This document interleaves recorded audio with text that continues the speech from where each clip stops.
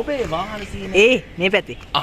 ඔබේ වාහන සීන සැබෑ කරන එකම 7 Rear 7 YouTube channel එකෙන් අද මම ඔයාලට රහසක් කියන්නේ. ඔයාලට fastest car එකක් ගන්න බැරුණාට fastest bike එකක් ගන්න බැරුණාට fastest driving motorcycle එක ඔයාලා කරගන්න පුළුවන්.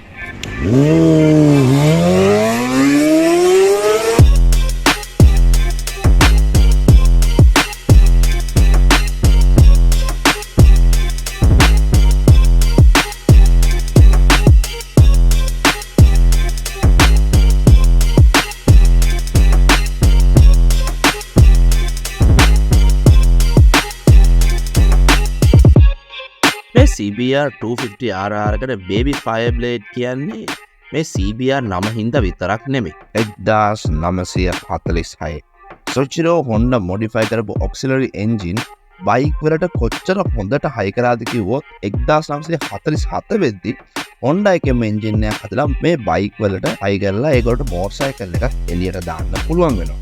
ඒ motorcycle එකේ සාර්ථකත්වය නිසා තමයි 1948 වෙද්දී Honda motorcycle company එක පටන් ගන්නෙ. මේ පටන් ගන්න පොඩි ජපාන් company එක motorcycle industry එක පෙරලියක් කරන සලකුණු ඒ දවස්වල ඉඳන් තිබ්බා.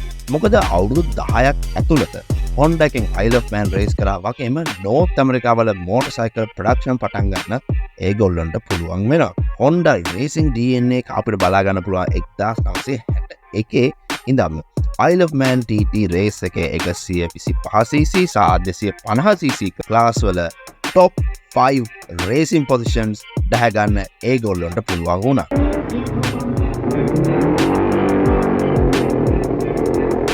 ඉතින් 1983 Honda එකෙන් ඒගොල්ලෝගේ legendary CBR range එක පටන් ගත්තාම එකෙන් smaller cc bike එකක් හම්බ වෙච්ච එක පුදුමයක්. හැබැයි කවුරුත් මේ smaller cc bike එක මේ වගේ වෙයි කියලා කවදාවත් හිතන්නේ නැහැ. Honda එකෙන් කියන හැටියට CBR කියන්නේ cross beam racer.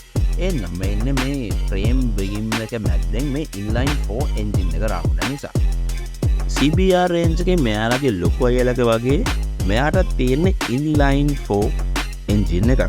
එතකොට මේ inline 4 250cc engine එකකින් horsepower 44ක උපරිම power එකක් වගේම නිව්ටන් මීටර් 24.5ක උපරිම torque එකකුත් නිෂ්පාදනය කරනවා. ඉතින් මේ 250cc එකට ලොකු power එකයි මේ torque එකයි මේ 6 speed gearbox එක හරහා ගියාම මෙයාට පැයට කිලෝමීටර් 180ක උපරිම ස්පීඩ් එකක් වගේම 0.4.9කින් යන්න පුළුවන් උපරිම acceleration එකකුත් හම්බ වෙනවා. මේකට මේගොල්ලෝගේ ලොකු අයගේ ස්පෙක්ස් වගේම ඒගොල්ලොන්ට සමාන ඩිමෙන්ෂන්ස් උත් හම්බ වෙනවා. ඒක නිසා තමයි මේ බයික් එකේ මේ ඔක්කොම දේවල් ටික ස්ටයිලිෂ් ෆ්‍රේම් එකක් ඇතුළට බස්සලා තව රයිඩර්ට යන්න හොඳට ඉඩ තියෙන සීට් එකක් වගේම පිටිපස්ස නගින පිලියන්ටත් හොඳට ඉඩ තියෙන සීට් එකක් දාන්න මේගොල්ලොන්ට පුළුවන් වෙලා තියෙන්නේ. එහෙමයි. ඉතින් මේ ස්පෙක්ස් ගැන ඕගොල්ලන්ට ඔය ඉන්ටර්නෙට් එකේ කියව ගන්න පුළුවන්. ඒකෙන් නම් මේක බදලම් බලන්න. මම කිව්වා වගේ මේක පිටිපස්සේ දාන් යන බේස් එකට පෙන්නන්නත් එක්ක මම තව එකක් දාන්න යනවා. හරි උඹ.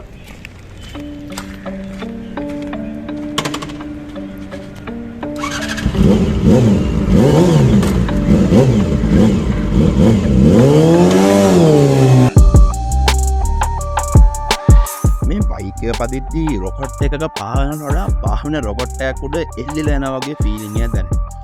ඒක නිසා තමයි මම අද සාමාන්‍යයෙන් අඳින මගේ වයසට එක්ක තියෙන හෙල්මට් එක නැත්නම් මේ වගේ ටිපිකල් ස්පෝර්ට්ස් බයික් හෙල්මට් එකක් දාන්න මේ මොටර් එකක් පදිද්දි. මේක පදිද්දි මට දැනෙන්නේ ටිපිකල් big cc මොටර් එකක් පදින රයිඩින් ස්ටයිල් එකම.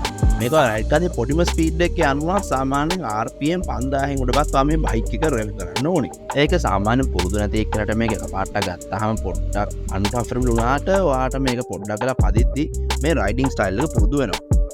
ඒක නිසා මේ බයික් එකේ රයිඩින් ෆීල්ඩ් එක පුරුදු වුණාට පස්සේ ඔයාලට මේ ට්‍රැෆික් එක ඇතුලේ කිසිම ප්‍රශ්නයක් නැතුව මේක රින් ගන්න කරන්න ලේසියෙන් මැනුවර් කරන්න පුළුවන්. මේ බයික් එක ගොඩක් මහතයි වගේ පෙනුනට මේ මොන්ස්ටර් ස්පෙක්ස් එක බැලුවාම මේකේ සාමාන්‍යයෙන් ලීටරයට කිලෝමීටර 25ක් 40ක් අතර ඉඳ ෆුල් රේන්ජ් එකක් වාට ගන්න පුළුවන්.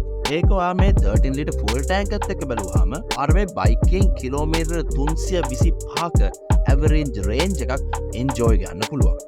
CB කියන්නේ Honda එකේ popular city bike කියන range එක. ඉතින් මේ city bike කියන range එකේ 4 cylinder engine එක තමයි මේගොල්ලෝ මේ CBR එක develop කරන්නේ. ඒක නිසා මේගොල්ලෝ CBR කියන්නේ city bike race කියලා derive කරන්න පුළුවන් කියලා කියනවා. එතකොට මේක රේස් කරන සිටි බයික එකක්ද නැත්තං රේසින් බයික් එකක් සිටිකට ඩොප්ක typical 1000cc sports bike RPM range එක 15000 දක්වා යනවා. ෆෝමියුලා 1 RPM රේන්ජ් එක 15000 සිට 20000 දක්වා යනවා. එතකොට මේ CBR 250R එකේ RPM රේන්ජ් එක 20000 RPM රේන්ජ් එකට යනවා. එතකොට මේ මෝටර් සයිකල් එක 1990 රිලීස් වෙද්දී මේ 250cc 4 සිලින්ඩර් මෝටර් සයිකල් එක ඒ දවස්වලදී ෆෝමියුලා 1 කාර් එකකට වඩා ලොකු RPM රේන්ජ් එක ඔපරේට්. මෙහෙමයි 250cc එන්ජිමක් RPM 30 ගන්න කරගෙද්දී ඒකේ සිලින්ඩර් දෙකක් කර එකක් කරුවක් මේ ලොකු පිස්ටන් එකක් එන්නේ. එතකොට ඒක හයියෙන් උඩ පල්ලා කරගෙද්දී ඒක කැන්ලා යන්න බෑ. ඒකින් දෙක කරා ඔය අඩුම දා රේසින් ඉතේ තමයි. බෝඩි පිස්ටන් පතරක් ගන්න. ඇත්තටම කියනවා නම් 250R ගේ පිස්ටන් ටිකත් මේ සයිස් වගේම තමයි. හැබැයි මේක කියලා තමයි ලේසි නෑ. මොකද මේ සිලින්ඩර් හතරකම 20000 RPM එකේ ඒ කෑම්ස් ටික ඕපන් ක්ලෝස් වෙනවා. RPM 20000කදී මේ එක වෑන් එකක් 167 පාරක් ඕපන් වෙන්න ඕනි තප්පයිට. ඒ ඔක්කොම මේ වෙන්නේ ඉලෙක්ට්‍රිකල් සිස්ටම් එකකින් නෙමෙයි. ER සිස්ටම් එකේ. ඉතින් මේ Honda එක ඩෙවලොප් කරපු සිස්ටම් එක SMS සිස්ටම් එක කොච්චර රිලයබල්ද කිව්වොත් ඔයාට මේක කිලෝමීටර් ලක්ෂ 2ක් කිසිම ප්‍රශ්න නැතුව මේ එන්ජින් එක පරිදි.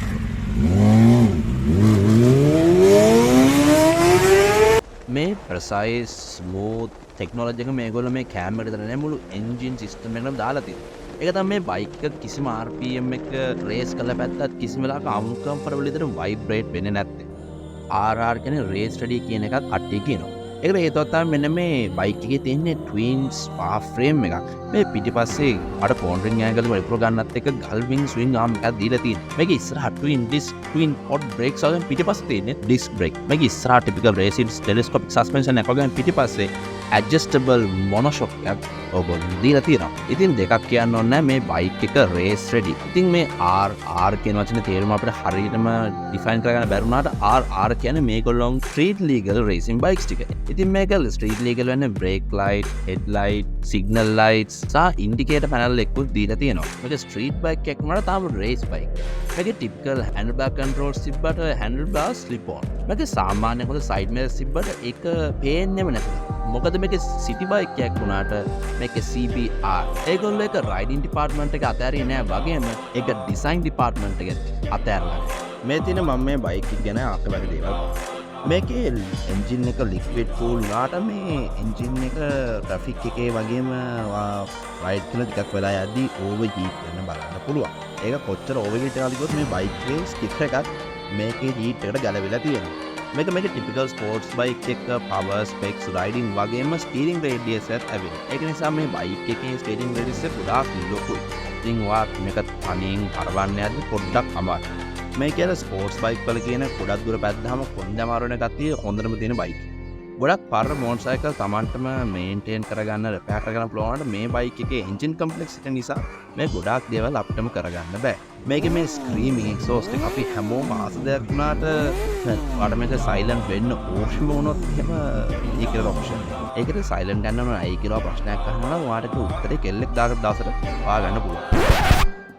Honda CBR 250RR කියන්නේ ඇඩික්ටිව් මෝටර් සයිකල් එකක්. මේ බයික් එකේ ඔයාලට ට්‍රැෆික් එක මැද්දේ උනත් රෙඩ් ලයින් එක හිට් කරලා MotoGP එකක් රයිඩ් කරනවා වගේ immense intense feeling එකක් ගන්න.